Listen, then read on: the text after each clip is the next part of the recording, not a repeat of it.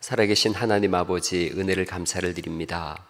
코로나로 인하여 지구촌이 몸살을 앓고 있는 가운데 우리가 하나님 앞에 예배합니다. 비록 비대면으로 온라인으로 예배하지만 각자의 처소에서 마음과 뜻과 정성을 다해서 우리 하나님 앞에 예배하오니 예배하는 이 시간에 하늘에 속한 신령한 복을 부어주시옵시고 코로나가 급속히 소멸되게 하시며 하나님 앞에 우리가 대면하여 예배할 수 있도록 은혜를 덧입혀 주옵소서. 오늘도 주께서 역사하시고 주장하심을 믿사오며 영혼의 목자 되시는 예수님 이름으로 기도하옵나이다. 아멘. 하나님 말씀 함께 찾습니다. 창세기 15장입니다. 창세기 15장 12절에서 15절 말씀입니다. 창세기 15장 12절로 15절 말씀 제가 천천히 읽어드리겠습니다. 해질 때에 아브라함에게 깊은 잠이 임하고 큰 흑암과 두려움이 그에게 임하였더니 여호와께서 아브라함에게 이르시되 너는 반드시 알라. 네 자손이 이방에서 계기되어 그들을 섬기겠고 그들은 400년 동안 네 자손을 괴롭게 하리니 그들이 섬기는 나라를 내가 징벌할지며 그 후에 네 자손이 큰 재물을 이끌고 나오리라. 너는 장수하다가 평안히 조상에게로 돌아가 장사될 것이요. 아멘. 아멘. 창세기는 모세가 기록했다라는 것을 우리가 알고 있습니다. 출애굽한 이후에 광야에서 기록하죠. 10가지 재앙과 홍수, 홍해의 바다가 갈라지는 이적을 체험했어요. 하늘에서 내려오는 만나를 매일처럼 먹죠. 그리고 시내산에서 언약을 체결하고 가나안을 향해서 행군하는 도중입니다. 미래가 불확실한 거예요. 그런 상태에서 하나님이 어떤 분인가에 대한 궁금증이 생기는 거죠. 그러자 모세가 이 창세기를 통해서 하나님은 어떤 분이신지를 기록하고 있고 또 이스라엘 백성들은 하나님이 선택한 백성이다, 선민이다 그러셨는데 왜 선민이 어떻게 선민이 되었는가라는 것을 말씀하고 있어요. 또 가나안 땅은 어떻게 약속의 땅이 되었는가 이런 부분들을 알려주면서 하나님을 알고 불확실한 미래, 두려움에 떨고 있는 미래를 향해서 소망을 가지고 나가자 이렇게 기록되어진 거예요. 또 하나 창세기가 기록되던 당시는 이쪽 이제 고대 근동 지역이라 그래요. 오늘날의 중동 지역을 고대 근동이라 그러는데 여기는 다신교예요. 그러니까 우상이 많고 다신론 또 지역신을 섬기던 그런 시대입니다. 모세는 이집트에서 제왕학을 공부했다 그랬는데 이 당시에 제왕학은 어떻게 신을 섬기는가, 그러니까 이집트는 태양신이니까 태양신을 어떻게 섬기는가를 공부하는 거예요. 평생 그 공부를 했어요. 이스라엘 백성들이 이집트에서 400년간 노예살이했거든요. 그러니까 이스라엘 백성들조차도 하나님이 누구신지 모르는 거예요. 노예 상태에서 태양신을 섬기는 나라의 노예니까 이들도 여전히 우상 숭배했다라는 전제가 이 속에 숨어 있는 거죠. 그러니까 창세기를 통해서 너희가 우상을 숭배하고 있고 지역신을 섬기고 있는데 진짜 하나님이 누구신지를 알려주겠다. 이게 이제 창세기에 기록된 그 배경이 여기에 있어요. 창세기는 크게 두 파트로 나눠지는데 1장부터 11장까지 이걸 원시 역사라 그래요. 원역사라고도 하고 원시 역사, 그리고 이제 12장부터 50장까지를 족장 역사라 그럽니다. 그러니까 원시 역사와 족장 역사로 구분되어져요. 1장부터 11장까지가 원시 역사고 12장에 아브라함이 나오거든요. 그래서 아브라함서부터 50장까지가 이제 족장 역사인 거예요. 1장부터 11장까지 중에서도 1장 1절부터 2장까지, 특별히 2장 4절까지가 서론 부분입니다. 이 서론 부분이라는 것은 창세기의 서론이지만 사실은 성경 전체의 서론과 결론을 여기에 알려주고 있어요. 1장 1절로 2장 4절이 하나님의 나라가 어떻게 펼쳐지고 어떻게 끝나는지를 다 알려주고 있는 거죠. 태초에 하나님이 천지를 창조하셨다. 하나님이 만드신 세상이라는 걸 알려주고 있고, 빛과 어둠이 나뉘어졌다라는 걸 알려주고 있어요. 그 다음에 하나님께서 세상 만드실 때 저녁이 되며 아침이 되니 이렇게 말씀하고 있거든요. 그러니까 저녁은 어둠이에요. 어둠에서 출발하지만 빛으로 끝난다라는 것을 우리에게 알려주고 있는 거예요. 그래서 하나님이 이끄시는 역사는 때로는 어둠이 지배하는 것 같고 어둠의 시간이 있는 것 같아도 그 끝은 결국은 빛으로 끝난다, 아침으로 끝난다, 이런 거죠. 그래서 완전한 빛의 나라가 요한계시록 21장에 있는 거예요. 안식일에는 더 이상 어둠이 없거든요. 그러니까 안식일, 가장 완전한 시간, 하나님이 안식하신 그 세계를 요한계시록 21장에서 천국으로 비유하고 있고, 거기에는 햇볕도 등도 쓸데가 없으니 예수님께서 친히 빛이 되셨기 때문이라는 거죠. 그리고 거기에는 밤이 없다, 이렇게 요한계시록이 말씀하고 있는데 이미 창세기 1장부터 2장 4절에 그렇게 진행될 것을 말씀하고 있다는 거죠.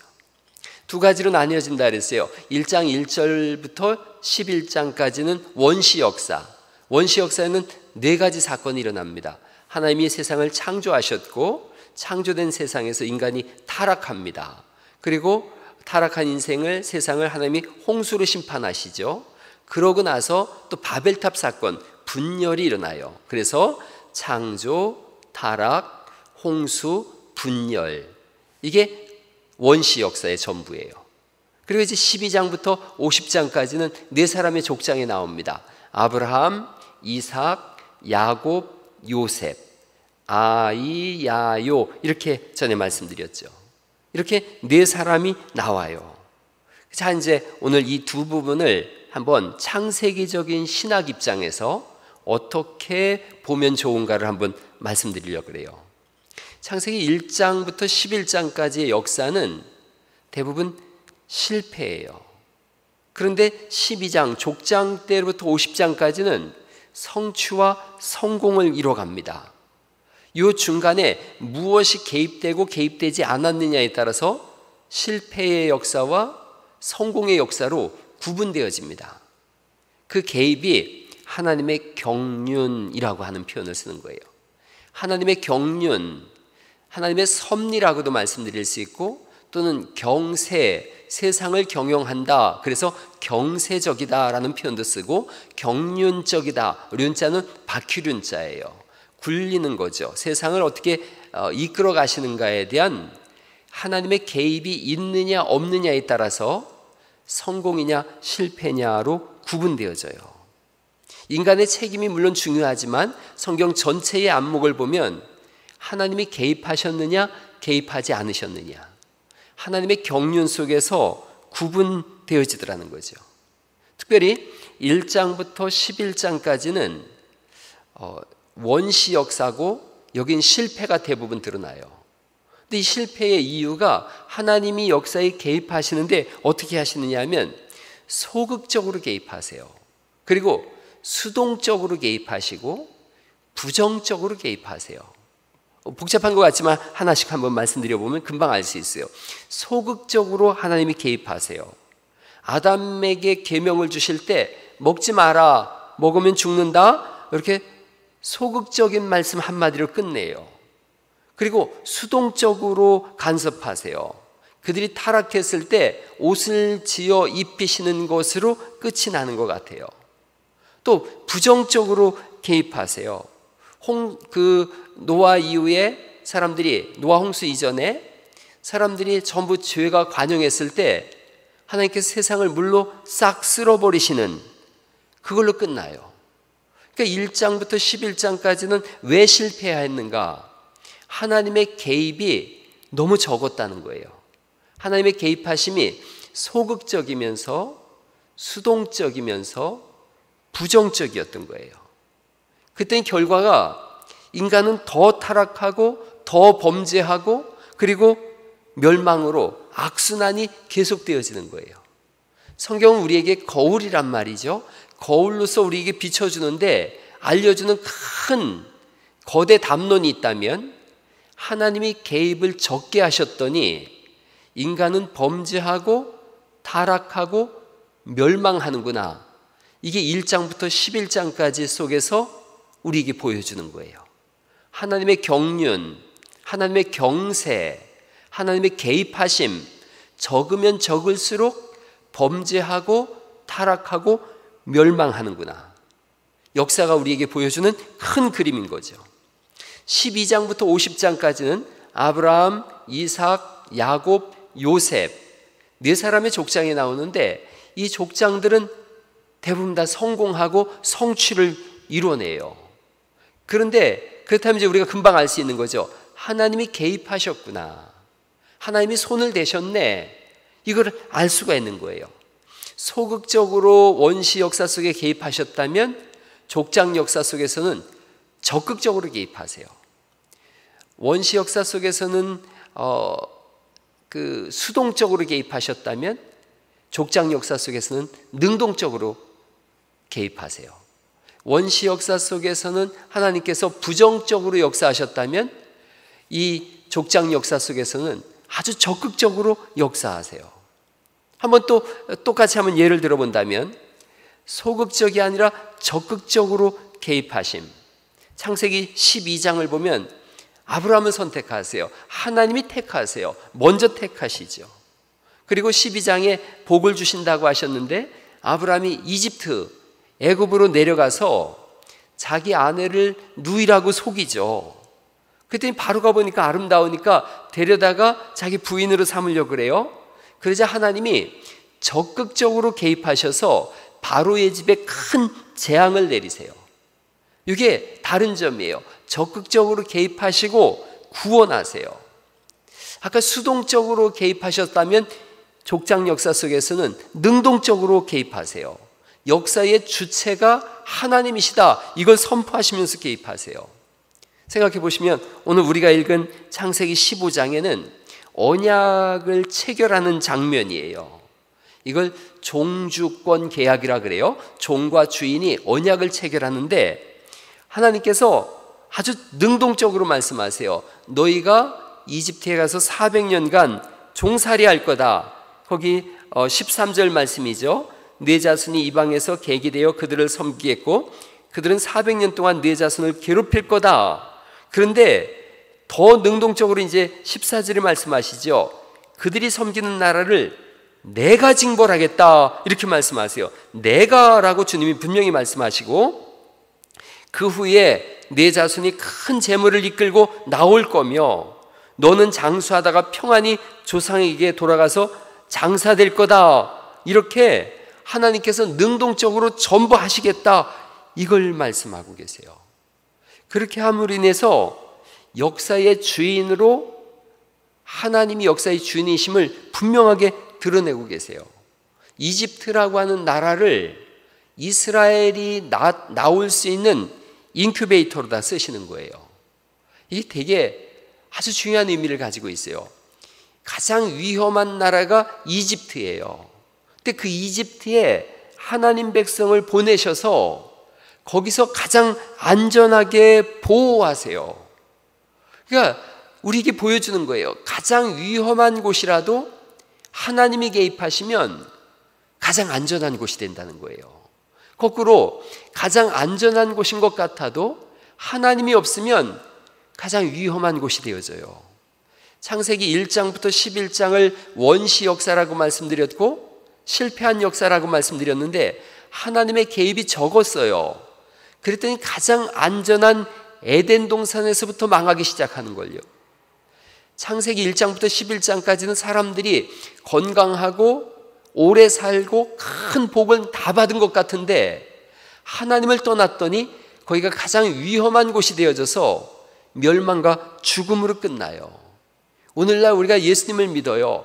가장 위험한 곳이 어딘가? 이 세상이죠.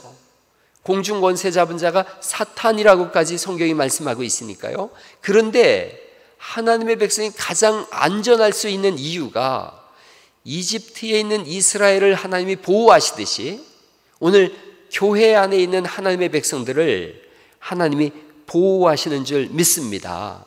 고센 땅에는 이집트 백성이 아예 오지도 않았어요.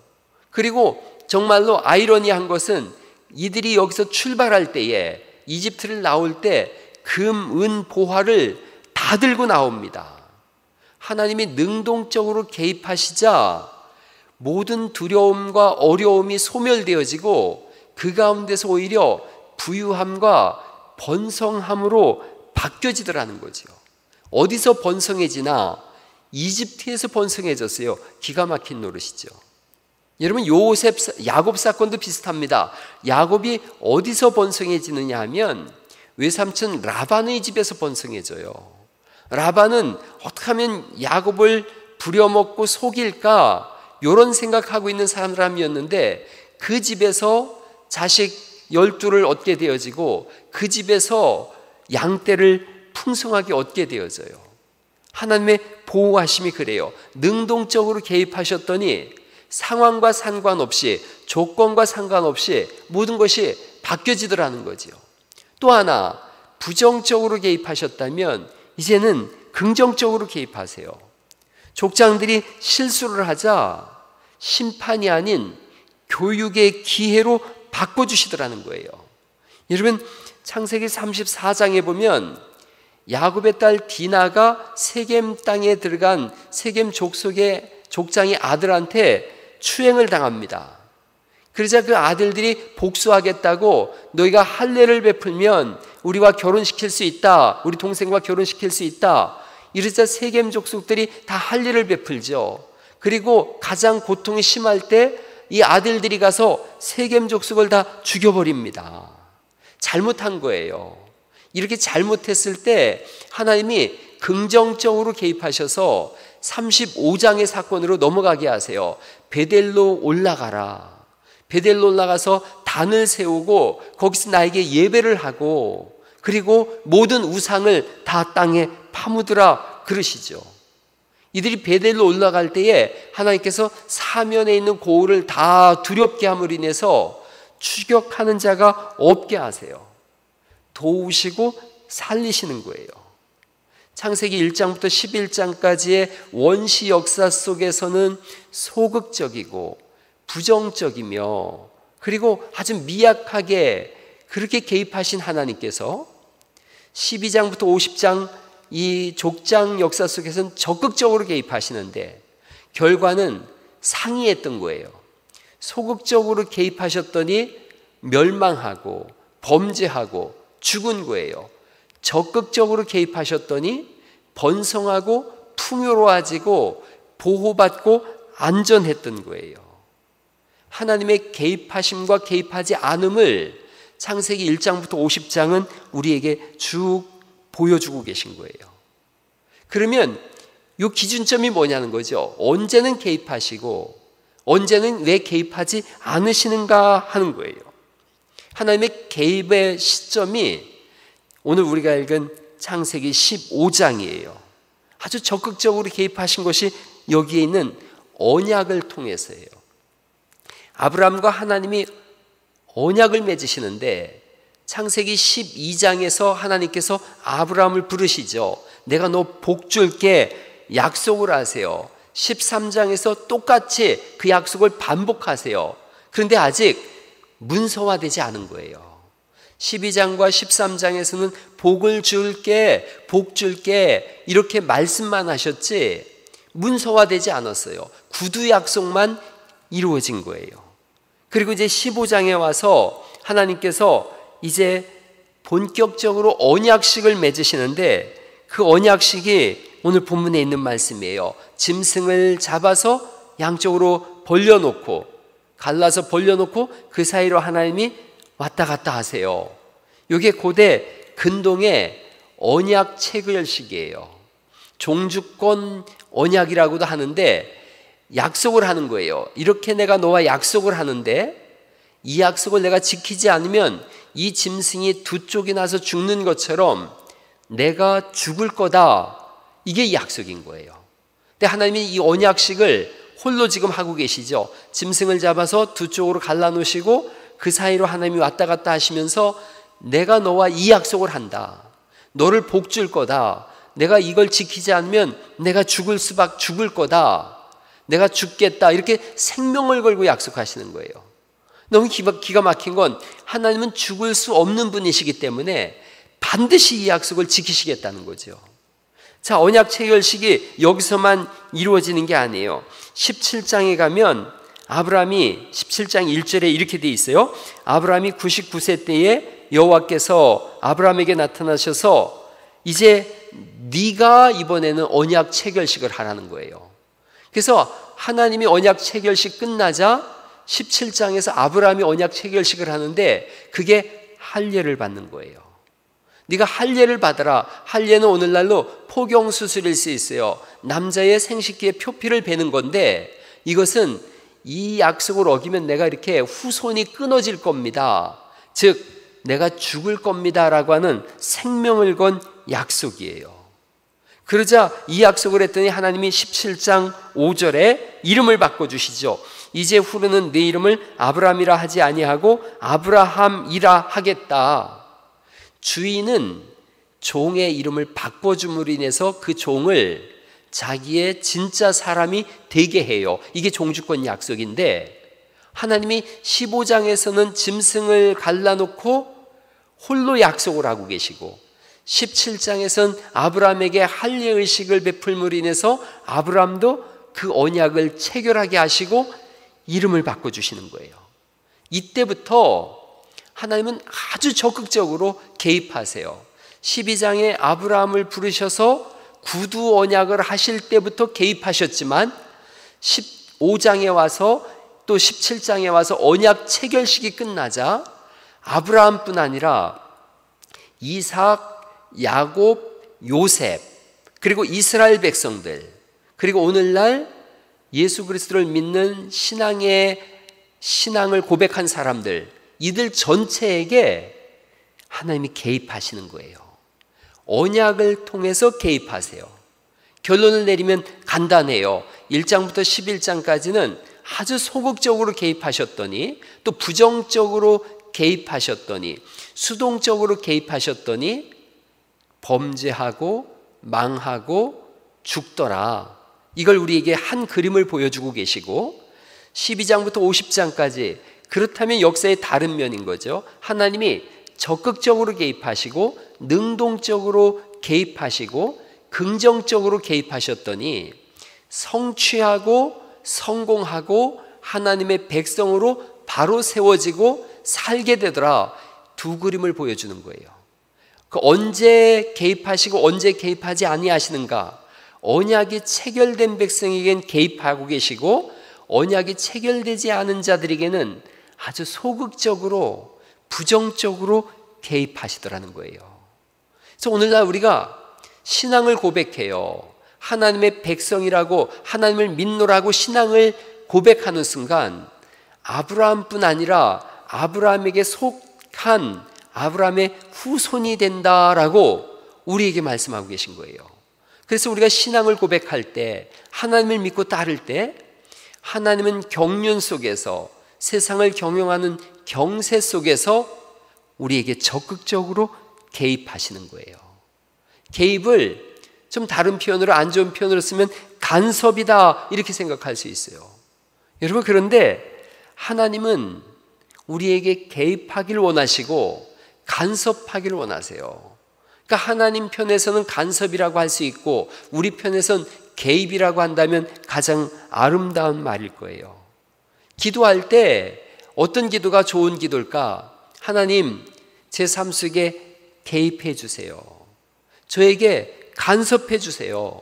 이게 다른 말로 쓰면 이끌어 주세요라는 표현이고 교회에서 가장 흔하게 쓰는 용어 중에 역사해 주옵소서라는 표현을 쓰는데 그 역사해 주옵소서라는 말씀이 다른 의미가 아니라 하나님이 개입해 주세요. 하나님이 간섭해 주세요. 하나님의 경륜 속에서 하나님의 역사 속에서 살아가게 해주세요 라고 하는 건 거예요. 이런 사람은 누군가의 간섭과 개입 속에서 자라는 거예요. 엄마가 하는 말이 잔소리라고 애들이 싫어해요. 늘 제가 쓰는 말이 있어요. 사람은 굵은 소리에 크는 게 아니라 잔소리에 큰다. 잔소리. 엄마의 잔소리가 사람 만드는 걸요. 저도 어릴 때 우리 엄마가 맨날 양치질 자주 해야 된다. 양치하는 습관이 들었어요. 중학교 때 그때 머리도 잘 안 감고 그랬는데 교복 입었잖아요. 새카만 교복 입었는데 우리 어머니가 꼭 이 어깨에 있는 그때 비듬인 거죠. 비듬을 이렇게 탁탁 털어주면서 머리 잘 감아야 돼 그러셨어요. 시골에서 농사 짓는 엄마인데도 머리 잘 감아야 돼. 그래서 머리 잘 감는 습관이 생겼어요. 밥 먹을 때 쩝쩝거리면서 먹었더니 우리 어머니 또 잔소리 하시는 거죠. 입 꼭 다물고 쩝쩝거리고 먹지 말아라. 입 다물고 먹어야지. 입 벌리고 먹으면 복이 달아난다. 그런 말씀 하셨어요. 그래서 입 꼭 다물고 먹었어요. 나이가 들었더니 사람들이 그러더라고요. 아유, 송림 목사는 에티켓이 있어 그러더라고요. 이러면 에티켓이 학교에서 배운 게 아닌걸요. 집에서 엄마 잔소리에 습관이 됐더니 사람들 사이에서 에티켓이 되는 거예요. 하나님은 우리에게 굵은 소리로도 말씀하시지만 잔소리로 말씀하세요. 성경을 보면 전부 잔소리 같아요. 그런데 이 잔소리는 끊임없이 반복할 때 훈련이 되어지고 습관이 되어지고 삶이 되어지는 거죠. 그래서 똑같은 소리 날마다 듣는데 그 똑같은 소리가 우리를 바꾸듯이 똑같은 말씀 날마다 읽는 것 같지만 그 말씀을 따라 살 때 하나님은 더 많이 개입하시고 더 적극적으로 개입하시고 더 긍정적으로 더 능동적으로 개입하세요. 그리고 간섭하시고 역사하세요. 인간은 본질적으로 하나님의 개입과 간섭을 자꾸 거절해요. 그러면 하나님은 더 소극적으로, 더 부정적으로, 더 수동적으로 자꾸 개입하세요. 그럼 어려움이 오는 거예요. 코로나 시대를 살아가고 있어요. 코로나 사피엔스라고 오늘날 사람들을 부른대요. 우리가 호모 사피엔스다, 지혜로운 사람이다. 이제는 그렇지 않대요. 코로나 사피엔스, 코로나의 사람이라는 거죠. 왜 이 코로나가 왔나? 모든 과학자들은 다 얘기해요. 인간이 자연을 훼손하고 지나치게 욕망의 사람이 되어져서 욕심을 부렸기 때문이다. 그래요. 하나님의 개입을 받아들이면 질서를 지킬 줄 아는데 하나님의 개입을 외면했더니 질서가 무너진 거예요. 오늘 이 말씀을 들으면서 창세기 1장부터 11장 그리고 12장부터 50장의 역사를 들으셨으니 그렇게 기도하시면 좋겠어요. 하나님 개입해 주세요. 간섭해 주세요. 역사해 주세요. 적극적으로, 능동적으로, 그리고 아주 긍정적으로 제 삶 속에 개입해 주셔서 제가 하나님의 말씀 위를 걸어가고 날마다 거룩해지는 성화의 삶을 살아가게 해주세요. 이 기도가 여러분 삶 속에 넘쳐날 수 있기를 예수님의 이름으로 축원합니다. 기도하십니다. 하나님 아버지, 은혜를 감사를 드립니다. 오늘 이 시간에 하나님의 개입을 또 하나님의 역사하심을 간절히 원합니다. 이 시대 속에 개입해 주옵소서.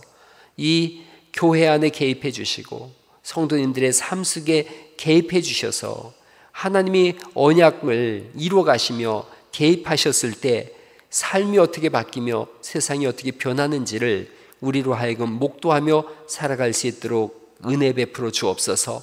코로나19로 인하여 멀리 떨어져 있지만 그러나 이럴 때일수록 마음으로 더욱더 가까워지게 하시고 하나님을 더 깊이 알아가는 시간들이 되게 하여 주시옵소서. 이제는 우리 주 예수 그리스도의 은혜와 하나님 아버지의 극진하신 사랑하심과 성령님의 내주 감화 감동하시는 역사가 오늘 비록 비대면 온라인으로 드리는 예배지만 각자의 처소에서 예배하며 하나님의 개입을 간절히 원하는 모든 주의 백성들과 또한 저들의 자녀들 또 이 세상을 살고 있는 모든 하나님의 백성들이 위해 그 풍성하신 은혜가 영원하시기를 축원하옵나이다. 아멘.